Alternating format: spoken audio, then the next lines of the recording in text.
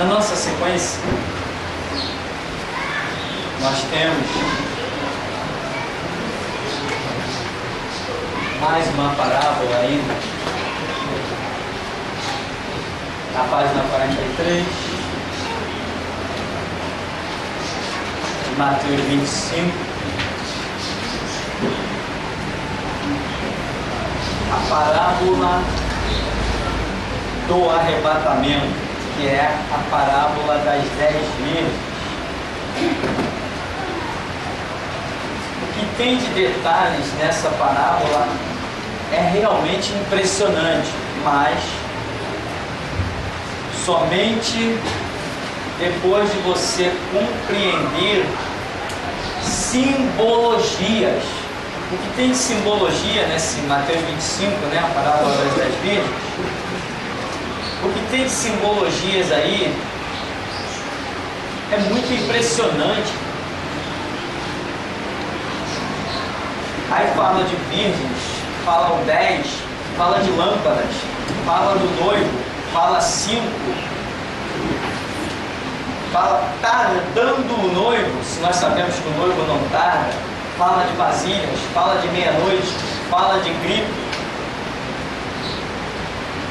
fala de lâmpadas, fala de comprar, fala de bodas, fala de porta, Senhor, abre-nos as portas. São muitas simbologias em que eu vejo verdadeiramente com a negligência que a igreja teve, com o descaso que o povo de Deus teve em anos anteriores, eles jamais poderiam compreender a parábola das 10 virgens. Porque a multidão de simbologias contidas aí requer estudo, um estudo que não é só aquela leitura básica, requer meditação, aprofundamento, pesquisa, você pegar o texto, ir para o dicionário, consultar versões bíblicas, essas coisas todas. Então realmente a igreja morreria na falta de conhecimento. Mas nós, por misericórdia de Deus, temos desejado um pouco mais. E então vamos analisar Mateus 25, a parábola das 10 virgens, e vamos repetir aqui uma série de coisas que você já sabe. Jesus diz: então, o reino dos céus será semelhante a 10 virgens, e tomando as suas lâmpadas, saíram a encontrar-se com o noivo. Então veja, nós já estudamos os números na Bíblia. Por exemplo, 10 representa a totalidade. Aí no caso, uma operação de Deus através das mãos dos homens, que tem esses 10 dedos. Então o 10 é uma ação que está sendo realizada através da vida do homem, ou seja, à medida que o homem se entrega, se disponibiliza. Se o homem não se entregar, não se disponibilizar, aquela operação não é realizada. Então, 10 virgens significa todas as igrejas. Que virgem é símbolo tanto de Jerusalém, do povo de Deus, do Antigo Testamento, quanto é símbolo da igreja. Agora, eu disse, isso aqui é a parábola das 10 virgens. 10 igrejas. Eu disse igrejas. Eu não falei conceitos denominacionais. Eu não falei lugares com rótulo de igreja, com nomes bonitos, tipo Igreja Universal do Reino de Deus. Que nome maravilhoso! E é um templo de Satanás. Estou falando de igrejas, ou seja, organizações, lideranças, lugares que têm os conceitos bíblicos, o que não acontece na Universal, nem na Graça, nem na Mundial, nem não, já não acontece mais nas assembleias, nas batistas, nas metodistas e nas presbiterianas. Os conceitos de Deus nesses lugares, estou falando os mais famosos, conhecidos a nível de rótulo denominacional, os conceitos de Deus ali já foram extintos. Não existe mais conceito de Deus dentro de uma assembleia que fez aliança com política. Se existisse o conceito de Deus, não faria aliança com política. Não existe conceito de Deus dentro de uma batista que diz que Deus não expulsa mais demônios, que Deus não cura, que Deus não liberta, que Deus não faz nada, que Deus é um inútil. Não existe conceito de Deus. Então não estou falando disso. Quando eu falo de igreja, eu não estou falando desses lixos denominacionais que tradicionalmente foram muito considerados, mas que hoje eu estou mostrando que não são mais igreja, ponto final. Se os batistas quiserem olhar para a minha cara, que olhem, me dê bom dia. Se não quiserem, fazer a mesma diferença. Se os assembleanos a mesma coisa, eles ouvem, acompanham nossos trabalhos. Alguns falam comigo, Pai do Senhor, Pai do Senhor. Outros viram a cara, melhor ainda, menos trabalho eu tenho de cumprimentá-los. Não preciso deles, entendeu? Não faço nenhuma questão de ter amizade com eles. Meu negócio é andar com Deus. E se eu andar com alguém, esse alguém tem que ser de Deus. Do Deus dos meus conceitos bíblicos. E acabou a história. Então, igreja, estou falando de organização que tenha a palavra. Como você vai ver, né? Elas tinham a lâmpada e tinham o azeite. Tinham palavra e ainda tinham alguma unção. Por isso estão sendo consideradas igrejas. Quem não tem mais a palavra, automaticamente não tem mais nenhuma unção, não é igreja. Já pensou? Outro dia uma pessoa chegou para mim e falou assim: mas olha, eu gostei da sua pregação. O que eu não gosto de você é que você fala mal das igrejas. Eu falei assim: depende. Depende. O que é uma igreja para você e o que é uma igreja para mim? Será que você está considerando igreja uma universal, uma mundial ou uma graça? Ele falou assim. Eu falei: então não tem nada a ver. O que você considera igreja, eu não considero. Eu não falo mal de igreja. Porque universal, graça e mundial para mim não é igreja. Se fosse, eu não falaria mal, porque eu não sou louco de falar contra a organização do meu Senhor Jesus. Então, igreja tem como pauta a palavra. Se está fora da palavra, não é igreja. Aí diz aqui: elas saíram a encontrar-se com o noivo. Se elas saíram, e Jesus está dizendo, especificamente elas saíram para quê? Elas têm um objetivo. Qual é o objetivo delas? Então elas são consideradas igrejas porque elas têm um objetivo, que é encontrar-se com o noivo. Qual é a visão delas? Elas sabem a hora, elas sabem o momento? Não, mas elas sabem que tem que caminhar em direção ao noivo. Ora, pergunta para um batista quando que Jesus vem. Ele diz assim: não sei, nem quero saber. Pergunta para os assembleanos quando que Jesus vem. Eles não têm isso, esse encontro já fugiu deles. Eles vivem a prosperidade, eles vivem as oportunidades, eles vivem um monte de conceitos em que este objetivo de encontrar-se com o noivo, como se fosse abrir a porta da casa de manhã e fosse dar de cara com Jesus, eles não vivem isso. E igreja é quem vive isto. Quando que Jesus vem? Embora eu saiba, bíblica e profeticamente, que Jesus não vem nos próximos 5 anos, contudo, eu vivo a minha vida como se a qualquer momento eu fosse encontrar com Ele. É como se eu me considero indo ao encontro de Jesus. É assim a minha vida. Isto é igreja. Quem não vive assim não é igreja. Então tomaram as suas lâmpadas e saíram para encontrar com... Lâmpada é o que ilumina, lâmpada é o que esclarece, e lâmpada é símbolo da palavra. Então é a palavra que pode iluminar o teu caminho para te conduzir até o encontro. Se você não tem a palavra, você não vai ao encontro. Aí você vê, por exemplo, as assembleias. Um povo cheio de política dentro da igreja. Tem a palavra? Não tem a palavra. Porque se tivesse a palavra, não tinha político atrás do púlpito. Não são igreja, acabou. Deixaram de ser igreja. Muita gente, se fossem igreja, Jesus não nos mandaria ir para a porta deles distribuir CD. Se fossem igreja em condições de serem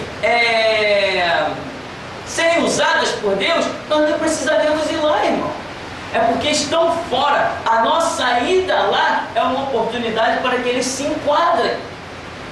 Recebemos um telefonema aí em casa de um rapaz que falou assim: poxa, eu tinha recebido um CD há muito tempo já isso, na porta de uma assembleia. E eu falei: que ousadia desse pastor, que abuso, vir distribuir CD na porta da igreja dos outros. E ele deixou o CD lá para qualquer canto. Aí agora, recentemente, alguém foi e levou para ele um CD do mesmo pastor. É Jesus insistindo com o homem, batendo na porta. Aí ele resolveu ouvir, um, ouviu o outro, aí ligou desesperado. Não, porque eu percebi mesmo que lá dentro agora é tudo comércio, não sei o quê, e eu já não estou indo mais lá, e agora que eu vi o porquê que os CDs eram distribuídos na porta da igreja. Ah, agora viu? Tomara que ainda tenha chance. Eu faço a minha parte, cada um faça a sua. Ligou desesperado. Então, meu irmão, nós vamos lá porque é a chance de eles serem resgatados novamente. Eles estão fora. Se tocar a trombeta do arrebatamento, eles não vão. E se morrer, também não vai ser salvo, não. Porque está fora do propósito de Deus. Eu nunca vi Jesus fazer aliança com nenhum político. Aí diz: 5 dentre elas eram nécias e 5 prudentes. Elas tinham o objetivo de se encontrar com quem? Com o noivo. Então a igreja é chamada de noiva e Jesus é chamado de noivo. A igreja é chamada de noiva virgem. Virgem é um conceito, né, de inviolação. Virgindade significa que não foi contaminada. Este é o conceito da igreja. Ela tem que ser pura. Pura e pura. Ela tem que ser remida e lavada em sangue. Tem que ser pura, branqueada. Político não entra, Estado não dá ordem, delegado não manda, juiz que vá para o inferno. A igreja é pura. Tem que ser virgem. Não pode ser manchada nem contaminada. Então, tinha um objetivo: encontrar com o noivo. Quem é o noivo? Jesus. Então vamos seguindo. 5 eram nécias, 5 eram prudentes. Esses 5 e 5 é característica, o 5 é característica do livre-arbítrio, ou seja, a oportunidade está sendo dada igualmente a todas. Todas as organizações em que Deus considera igreja, que considera que haja alguma coisa para resgatar ou alguma obra a fazer, não sei, nos conceitos da grandeza de Deus, tudo que Ele considera, Ele vai dar a oportunidade.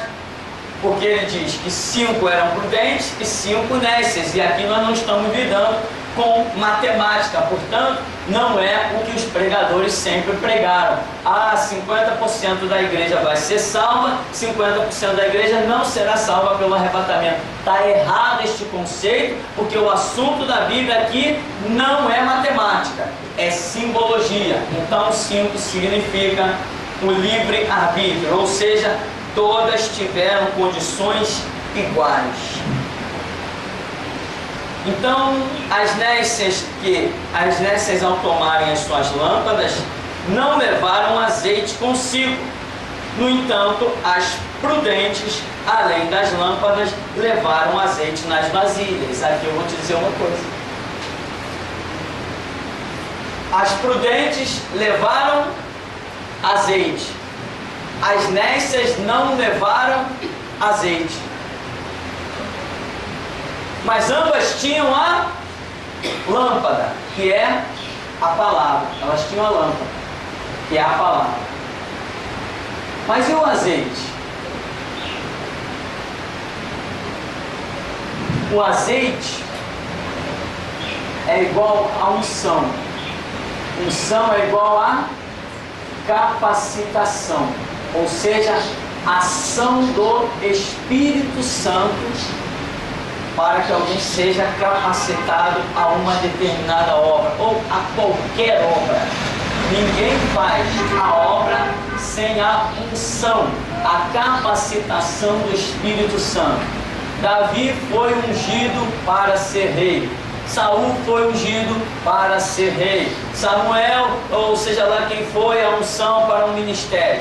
Unção é a capacitação para o exercício da vontade de Deus, porque nenhum de nós consegue fazer a vontade de Deus sem sermos ungidos, capacitados para aquela obra.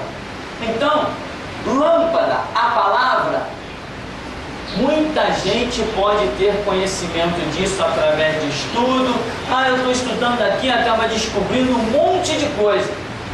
Mas o azeite, ele tem a palavra e ele vai além da palavra.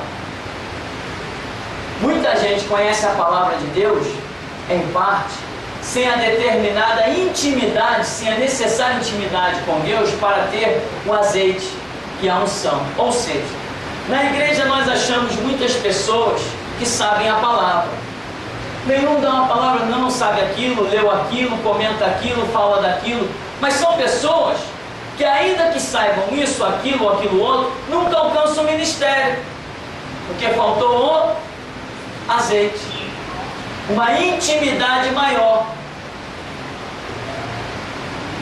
Diz que sendo Anás e Caifás sumos sacerdotes, subentendemos que eles tinham a palavra. Não é isso? Mas a palavra do Senhor revelada com capacitação, com unção para fazer a obra, veio a João Batista.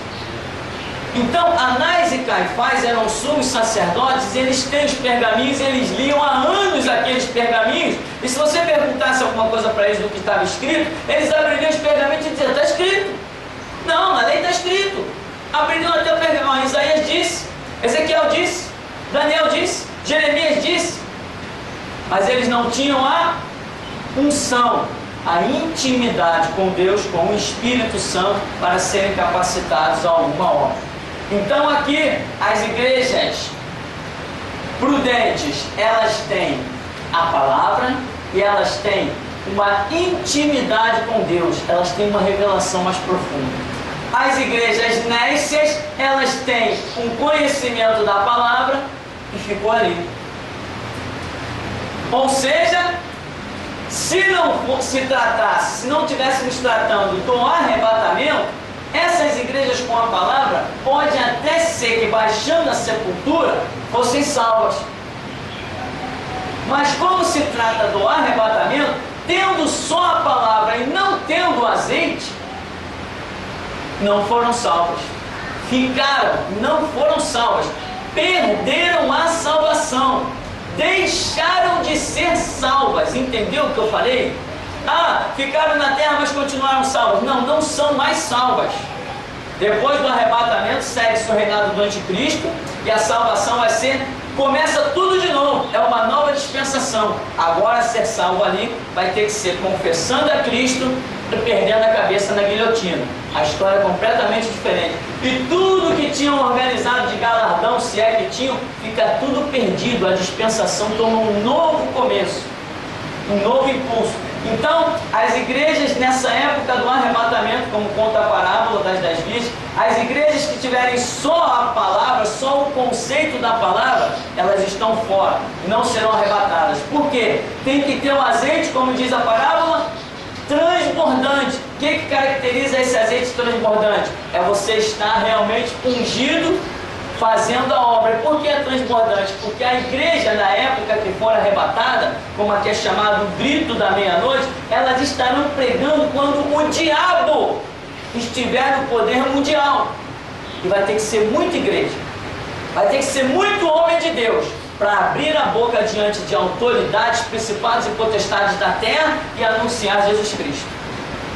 Então, o azeite vai ter que ser transbordante. Não, mas eu tenho a palavra. Não conto.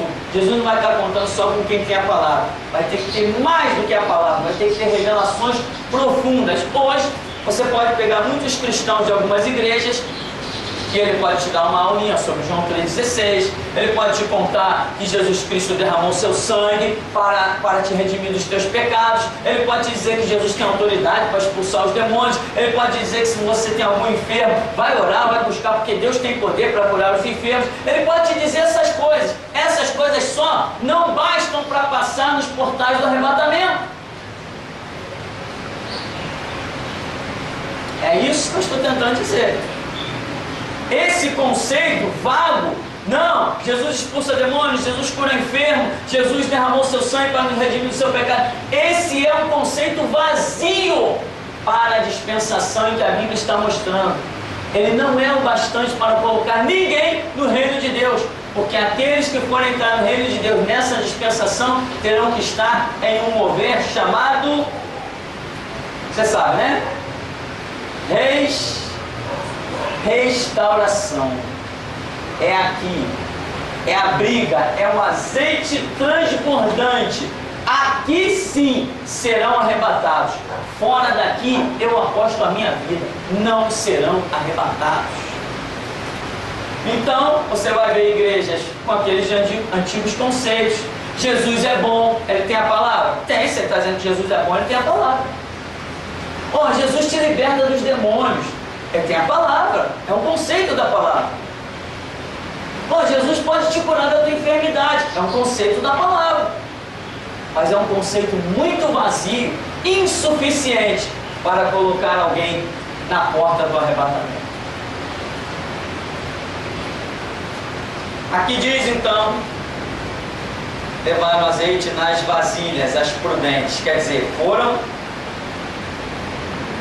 com unção, azeite de sono, e tardando o noivo foram todas tomadas de sono e adormeceram. Nós sabemos que Jesus não tarda. Se ele tarda, é porque a minha concepção, a minha expectativa de espera foi minada. Porque se eu estou num ponto esperando alguém, eu olho para o relógio, a pessoa diz assim, olha, às 5 horas eu estou aí. Aí eu olho no relógio, deu 5 horas, não veio. Não vem mais não, vira as costas. A minha expectativa foi frustrada porque eu credibilizei um horário exato, né? Mas eu desconsiderei o trânsito, eu desconsiderei um acidente, um incidente, estou falando naturalmente. Eu desconsiderei uma série de fatores, então aquele horário bateu, a minha expectativa foi frustrada, eu tomei o meu caminho. Essa expressão tardando o noivo mostra que a expectativa de muitas pessoas, igrejas são as pessoas, será minada. Porque as pessoas vão ver as coisas acontecendo, elas vão até ter uma expectativa, Jesus vai voltar já. Olha, os sinais estão aí, está tudo acontecendo, é a hora de Jesus voltar. Mas de repente, Jesus não volta dentro do que ela está pensando. E aí a sua expectativa é minada, então ela acha que Jesus está tardando. Aí o que elas fazem? Esfriam. Você sabe que muita gente já está frio por aí assim? Porque achou que Jesus demorou. Já era para Jesus ter vindo.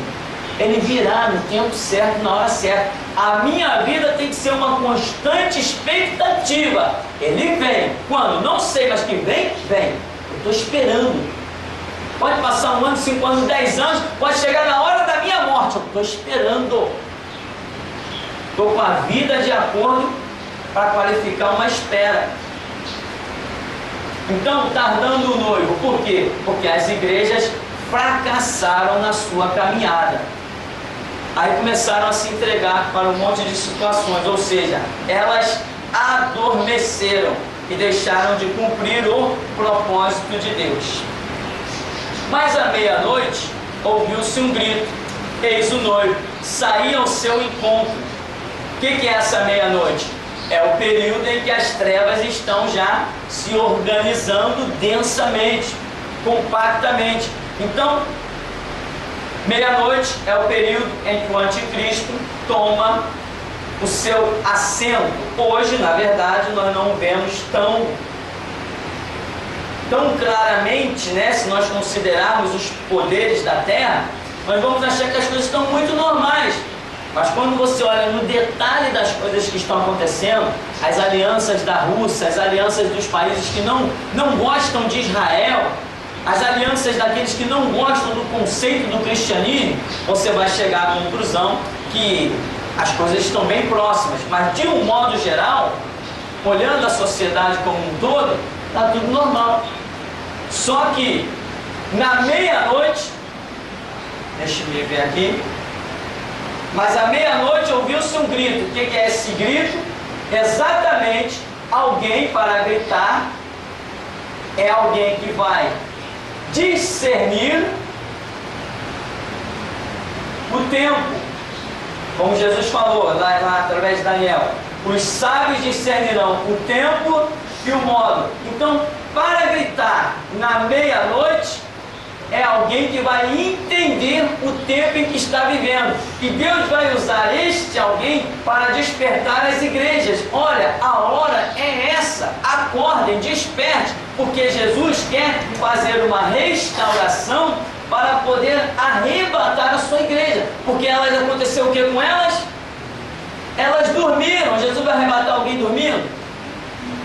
Jesus arrebata, como ele disse: bem-aventurado o servo a quem o seu Senhor, quando vier, o achar assim, vigiando. O conceito de arrebatamento, do encontro com Jesus, é quando ele pega o seu povo vigiando. Mas aqui a parábola diz que elas adormeceram todas. Então Jesus conta com alguém que ele chama de grito da meia-noite. Meia-noite, né? Hoje já não é, com a luz elétrica, tem gente que meia-noite já está aí, a pleno vapor trabalhando. Mas no tempo que não tinha energia elétrica, quando dava 7 horas, 8 horas, já estava todo mundo dormindo. Meia-noite era quando a pessoa estava no seu sono mais denso, no mais profundo do seu sono. Então Jesus está dizendo assim: à meia-noite dos tempos, né, num sono profundo, ou no reinado do anticristo, representado pela intensificação das trevas, ele vai achar alguém que ele não está chamando nem de uma igreja avivada. Ele diz assim: eu vou achar uma igreja avivada para acordar as outras.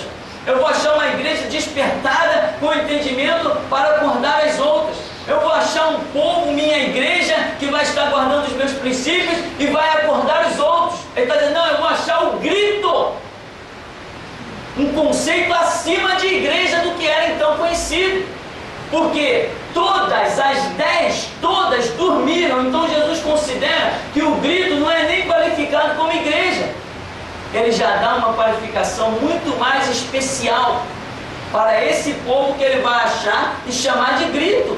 Esse povo vai estar vivendo de uma maneira para lá de sobrenatural. Verdadeiramente, como diz a Bíblia, o viver é Cristo, morrer é lucro.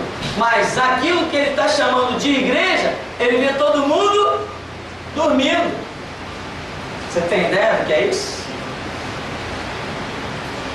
Nós estamos caminhando para lá. Nós estamos gerando hoje o povo que será exatamente o grito da meia-noite. Claro que não será uma multidão, mas será um grupo que vai gritar, meu irmão, não vai ter quem não consiga ouvir.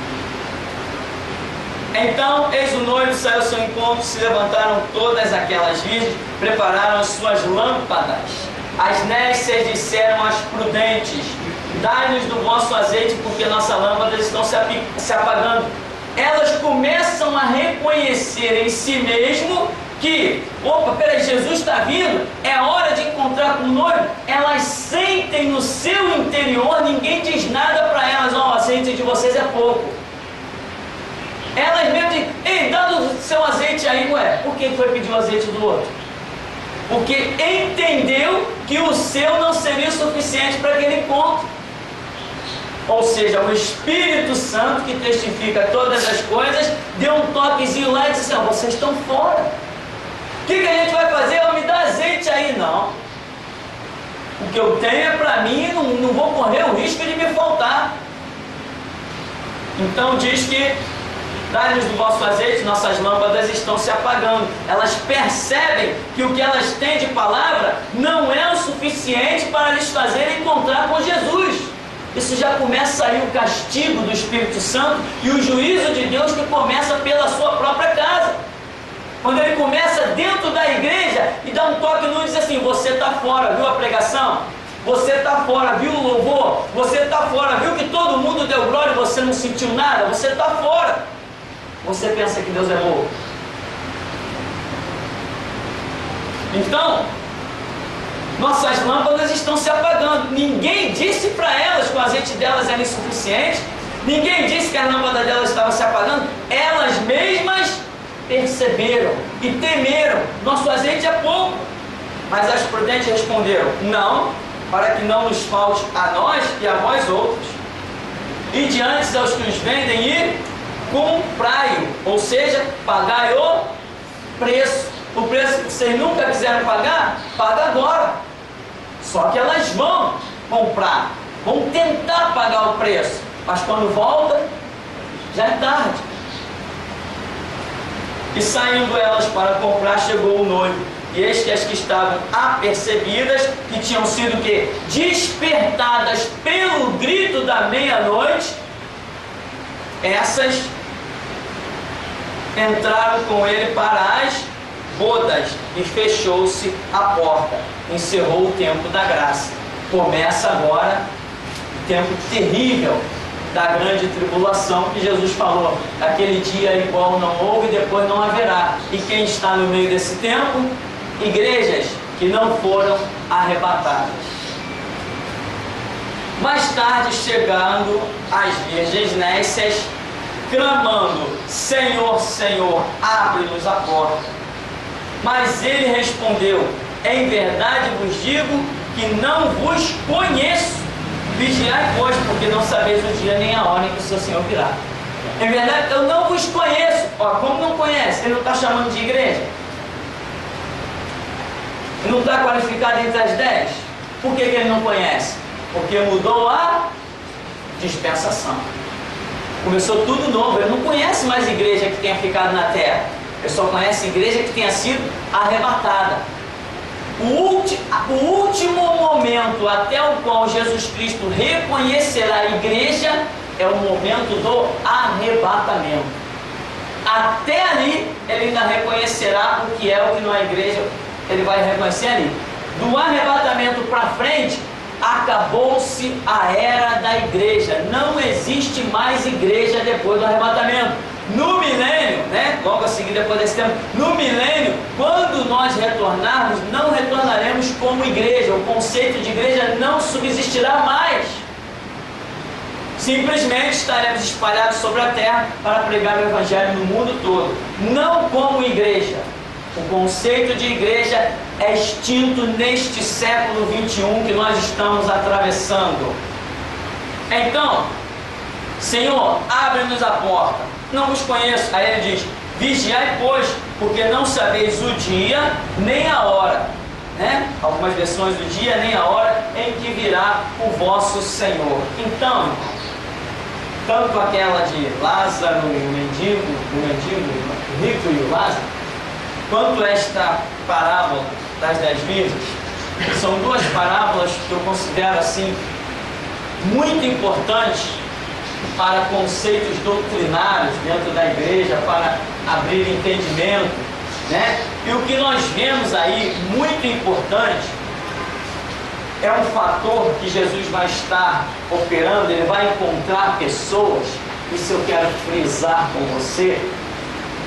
Ele vai achar pessoas para pregar a sua palavra, o seu conceito, do que nós chamamos de meia-noite dos tempos.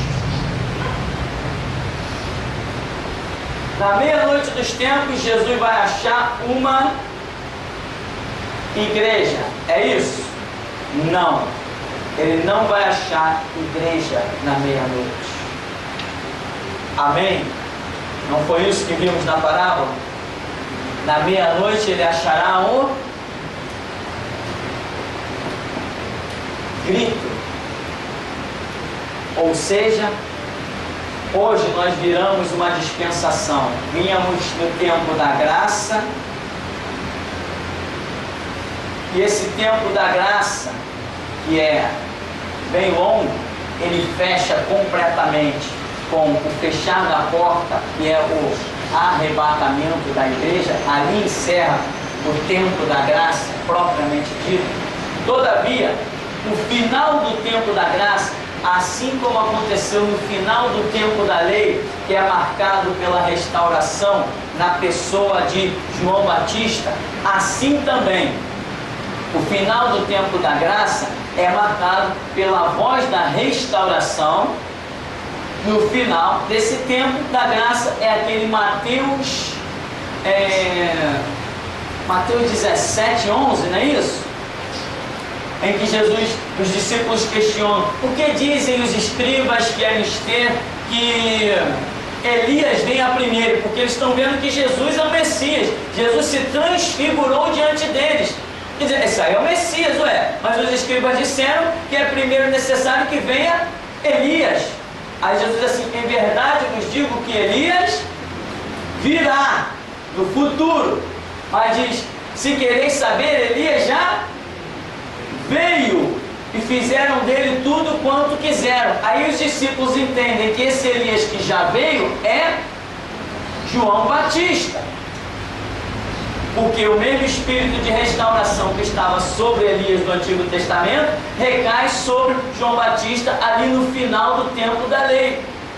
Aí, mas Jesus deixou mais uma palavra: Elias virá. Já veio para aquele momento, mas ainda virá. Esse virá é o mover da restauração dos últimos tempos, que terá o seu ponto alto, seu ápice, com o chamado grito da meia-noite. Nós já começamos a restauração, ela vai se intensificar até que o anticristo tome o poder na meia-noite dos tempos. E aí, a igreja restaurada, fogo puro, que estiver vivendo nesse tempo em que o anticristo assumir claramente o poder, esta igreja será chamada de grito da meia-noite.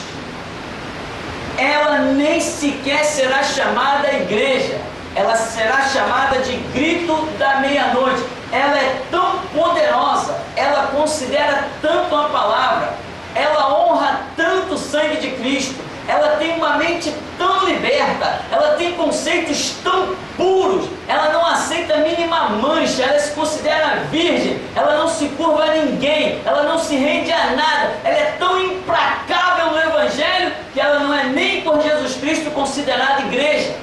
As igrejas estarão dormindo e o grito é um grupo fora do comum, com uma condição tão impressionante que será usado para restaurar a própria igreja, acordar a própria igreja. Isto é o que nós já estamos vivendo, já começamos a restauração nessa palavra de Mateus 17, 11, que Elias virá, já começamos a restauração e mais um pouco para frente, eu não posso prever quanto tempo, mas será implantada então dessa voz de restauração a intensificação que será chamada grito da meia-noite, quando mudar a dispensação e o anticristo estiver no poder. Isto é o que nós já estamos vivendo, restauração e grito da meia-noite, que dentro de mais algumas décadas estaremos vivendo também. Este é o tempo que nós estamos aí, desfrutando, né? Temos aqui a oportunidade de alcançarmos o que ninguém na história da igreja alcançou. Por isso que Jesus diz assim: os últimos serão os primeiros. Para ser crente aqui e conquistar a graça de Jesus realmente, vai ter que ser muito bom. E aqui, quem conquistar o seu galardão aqui, meu irmão, vai ser realmente algo impressionante. Vai ser semelhante a Moisés, vai ser semelhante a Elias, homens que não se curvaram diante de nenhuma circunstância, nenhuma situação. Isto é o que vivemos, isto é a parábola das 10 virgens. Então, Quem estiver vivendo ainda hoje, que já começou o conceito da restauração, já está implantado, já está no mundo. Quem estiver vivendo ainda o seu conceito, não, eu gosto muito de evangelizar. Pode procurar outra igreja, passar bem. Aqui não tem evangelismo. Aqui ninguém está preocupado de pregar para o espírita, para o satanista, para o macumbeiro. Aí ele vai para o inferno, não é problema meu. Seria problema meu se eu tivesse sido chamado para pregar para eles. Eu não fui. O ministério aqui é pregar para crente, para a igreja. Nós estamos acordando igrejas. E esse grito vai se intensificando até que este mover espiritual que hoje aqui existe venha a se tornar o próprio grito da meia-noite. Daqui para frente é pregar para igrejas. Daqui para frente é pregar para crente. Queria eu pisar na África, no Haiti, queria eu. Em um ano aquilo muda. Eu na África, meu irmão, eu na África em um ano até o presidente já se rendeu. Mas não adianta. Por mais que eu queira e anseie, Jesus falou, meu negócio contigo é restauração. Mas Senhor, a África, deixa a África comigo. Haiti, onde os bruxos flutuam, onde aconteceu esse terremoto lá no Haiti. Inclusive aquele deputado macumbeiro Átila Nunes está uma fera, né? Porque o cônsul do Haiti disse que também, o que puderam, os haitianos querem o quê? Até usou a expressão esses negros, né? Mas eu acredito que ele não tenha usado a expressão como racismo, não acredito nisso. Mas essa foi a expressão que foi dita. Esses negros do Haiti, o que eles querem? A vida deles é invocar os mortos? É invocar os demônios? O que eles querem? O resultado é isso. O cônsul do Haiti disse isso. O macumbeiro Átila Nunes está uma fera, está soltando os bichos. E não é verdade? A África é o que é por quê? Macumba, umbanda, quimbanda, feitiçaria, é o que sempre imperou na África. Aonde o império do diabo está dominando, só resta calamidades. Aonde as trevas dominam, só problemas. Então, meu irmão, aqui nós encerramos por hoje então. O grito da meia-noite, a restauração não evangeliza. Como um camarada me mandou um e-mail quando aconteceu aquela questão da prisão, ele falou assim, mas é assim que vocês esperam alcançar os espíritas e os católicos com uma palavra tão dura, tão radical dessa? Eu mandei por e-mail para ele assim, negativo. Quem foi que te disse que eu quero alcançar espírita e católico? Eu quero alcançar crente como você, fracassado e caído, que não vai ser salvo. Esse é o meu chamado. Doem quem doer. Quem achar que pode ficar na frente, que fique. Se puder me parar, vai parar. Se não puder, vai virar pó. Porque até agora, as cadeiras não me pararam. O delegado bateu na mesa e disse, sou delegado e sou espírita. Tá, eu vou gravar um vídeo agora para rir da cara dele. E aí, o que ele vai fazer? Vai mandar me prender de novo? Prende. Eu escrevo mais 4 livros. Então, irmão, vamos ficar por aqui em nome de Jesus?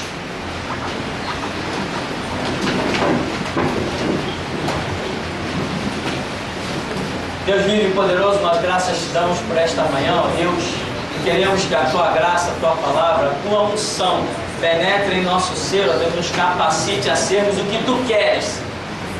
Nós sabemos, ó Deus, e esta é a hora, é tempo de restauração.